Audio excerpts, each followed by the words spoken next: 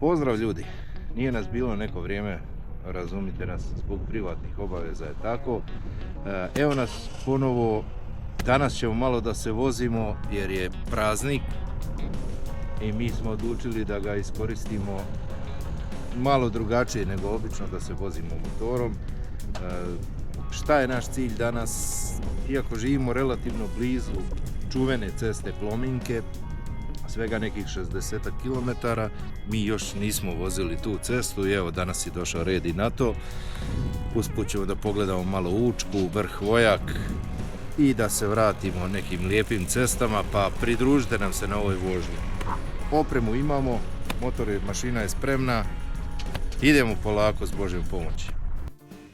Krećemo iz Škofija, iz okoline Kopra prema graničnom prelazu Sočerga. Pozivamo vas da zajedno sa nama uživate u ovim ljepotama Istre i fantastičnim cestama i da nas podržite jednim klikom na subscribe. Zapratite naš kanal, lajkujte, šerujte i pišite nam u komentarima kako se vama sviđa Istra.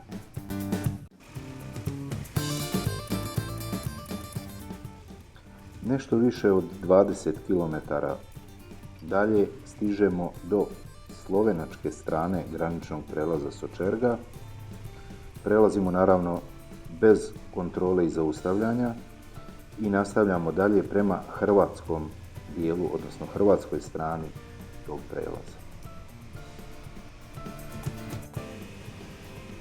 Istra ispred mene uvijek stavlja jednu dilemu, a to je da li voziti dinamičnije, brže i uživati u odličnom asfaltu, brzim krivinama i samoj vožnji, ili voziti sporije, gledati oko sebe i uživati u ovoj zaista fantastičnoj prirodi. Ja obično kombinujem te dvije stvari. Neka 2,5 km kasnije prelazimo i granični prelaz na hrvatskoj strani i cesta nas dalje vodi prema Buzetu. Naš plan je da preko Buzeta, Roča i Lupoglava dođemo do Učke, odnosno do vrha Vojaka. Nedugo zatim stižemo i u Buzet, koji ovog puta prolazimo bez zaustavljanja, a zatim nas fantastične ceste vode dalje prema Lupoglavu. Prolazimo i Lupoglav i ja ću ovog puta da iskoristim priliku da vas upozorim. Skoro svako naseljeno mjesto ima radar, kameru za brzinu i budite oprezni. Ja taj potez definitivno podržavam. Naseljena mjesta nisu mjesta za jurcanje i divljanje.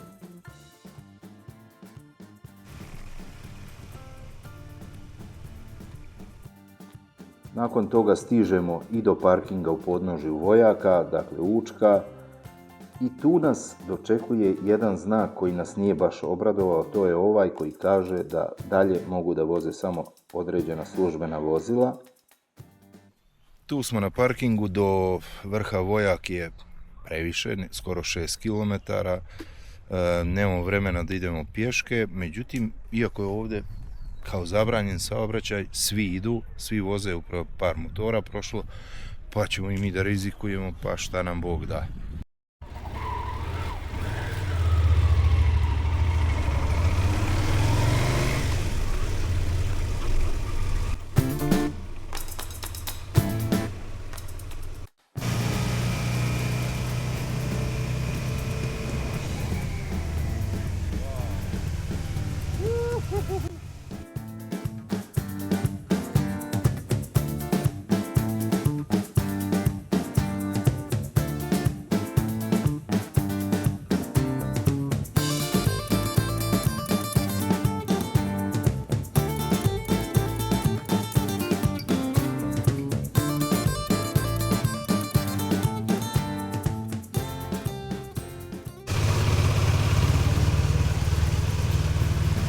Evo nas, stigo smo nekako.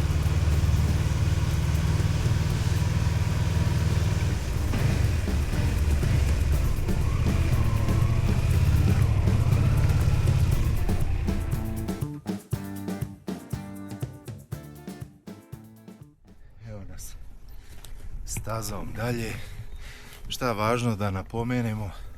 Prvo, mi smo se popeli na rizik, znači ne savjetujemo, nemoj da bude da smo mi preporučili saobraćaj zabranjeno ovamo, osim za određena službena vozila. Ali nismo imali nikakvih problema. I druga stvar koja je važna, važno se dobro obučiti jer ovdje je prilično hladno, evo vjerujte, i kad nismo na motoru dobro bi došle rukavice, iako je ovako sunčan prelijep dan.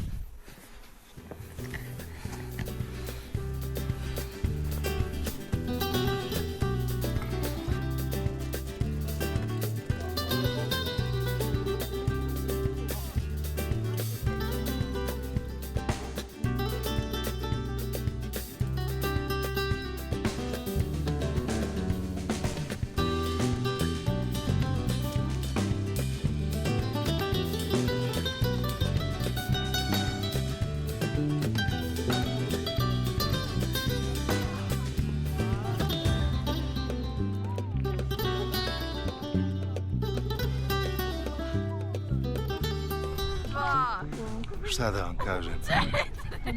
Ljudi, fantazija, fantazija. Kompletna panorama. Fantazija. Wow.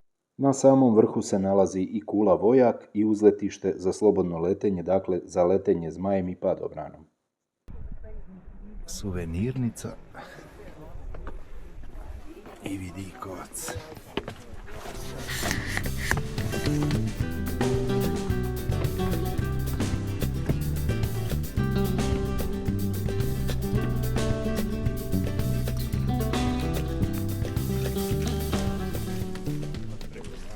Sam vrh Vojak visok je 1396 metara, a vidikovac, odnosno kula, mu dodaje još 4 metra i visina sa ove tačke je tačno 1400 metara nadmorske visine.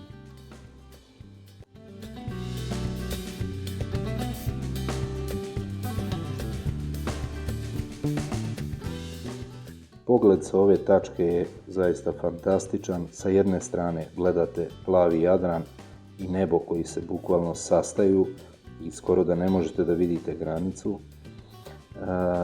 Također vidite Opatijsku rivijeru, dok sa druge strane puca pogled na park prirode Učka i na unutrašnjost Istre. I ovdje se također planine gotovo sastaju sa nebom. Toliko plavetnila da je jako teško razlučiti šta je šta. Zaista prekrasno.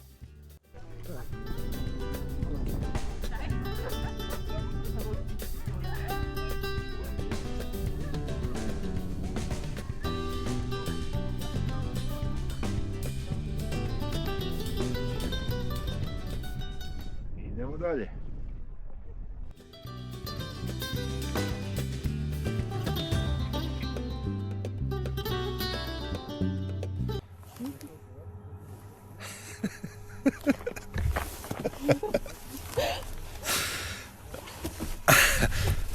Evo, Marija je izvela jedan ples. Ništa ljudi, ogromna greška bi bilo da nismo rizikovali i došli ovamo, tako da nekad treba i rizikovati.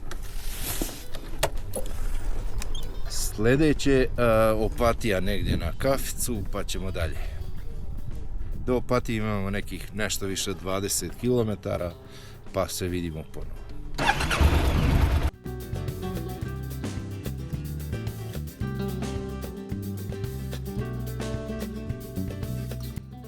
Na odlasku još jednom zastajemo da bacimo pogled na ovu ljepotu i nastavljamo dalje. Naš sljedeći cilj je Opatija, gdje ćemo da popijemo jednu kafu i nastavimo dalje prema Plomini.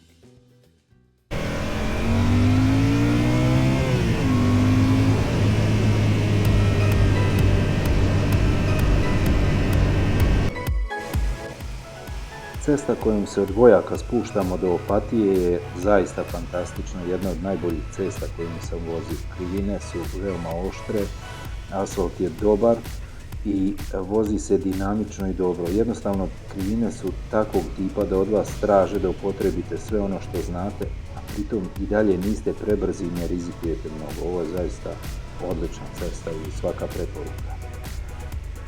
A sad ću da pitam one koji su vozili ovom cestom šta misle, da li se slažu sa mojim mišljenjem ili ne. Pišite u komentarima.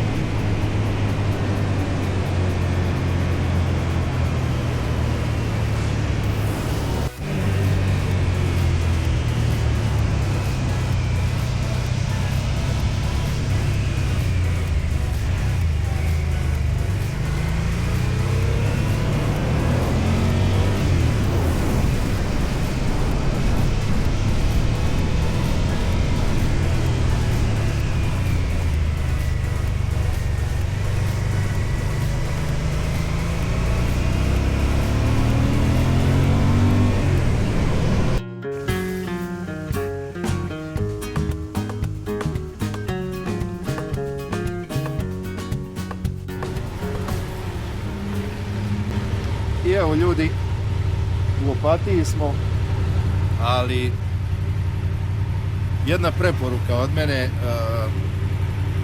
nemojte da se oslanjate na vještačku inteligenciju kad nešto tražite, jer još je ona daleko od inteligencije. Tražili smo da nam preporuči kafić u Opatiji gdje motor možemo da parkiramo, tako da nam je na očima, iz razloga što nas smara da skidamo sve ove stvari s motora, ne zato što te stvari nešto posebno vrijedne, nego što ne želimo, kao ni bilo ko drugi, da doživimo neku neprijatnost na putovanju. Znači, promašaj vještačke inteligencije u izboru kafića definitivno, naći ćemo mi sami nešto. Našli smo nešto što je po našem ukusu, parkirali smo se. Sad, da li je to legalno ili nije u Hrvatskoj, ne znam, u Sloveniji bi bilo skroz ok, ali nismo jedini, tako da nadamo se da će biti sve u redu.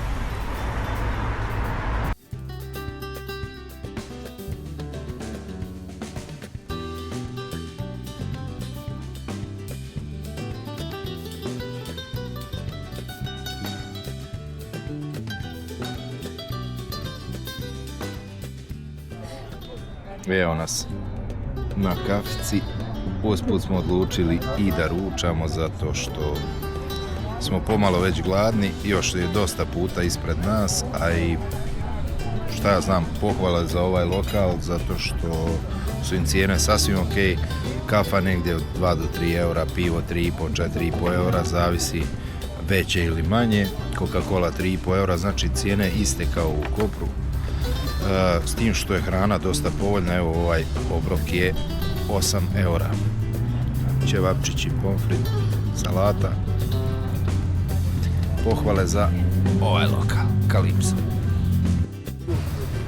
Evo nas, ručali, spremni. Idemo napokon na tu Plominku koju sanjam čitav život. Da vidimo i to čudo.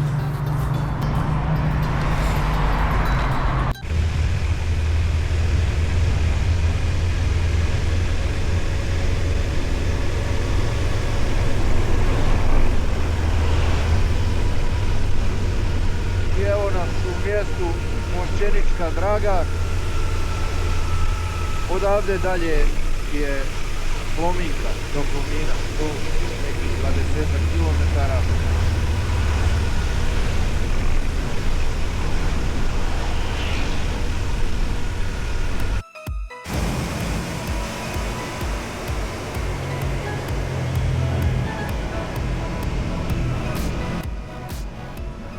Šta reći o samoj Plomini?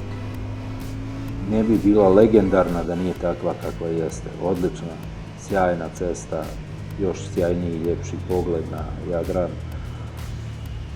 Sve što kažem suvišno je, uživajte u sljedećih nekoliko kadrova.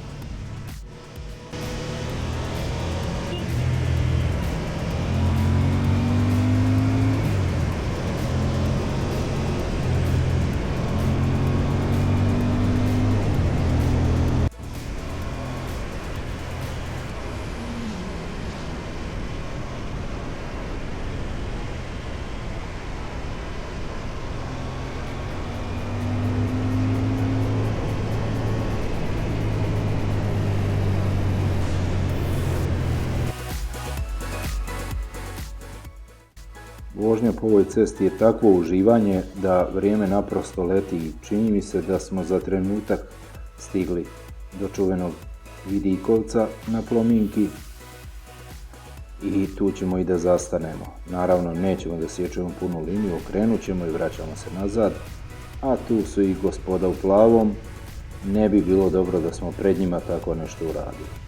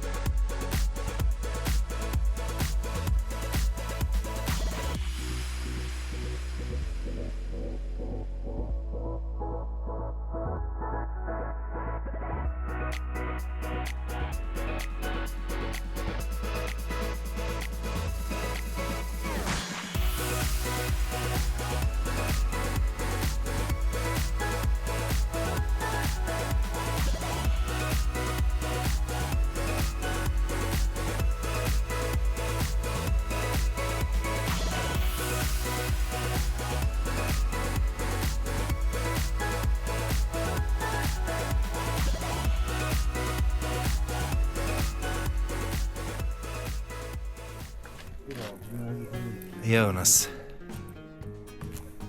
na čuvenom Vidikovcu na Plominki. Jedna dječačka želja ostvarena, ispunjena. Trebalo skoro 50 godina, ali znate kako to ide, uvijek je nešto ili neko preči, važniji, ima vremena, ti ćeš poslije svoje. Sve je to u redu i volite svoje najdraže i priuštite im sve što možete, samo ispunite i sebi neku želju. Zaslužujete to.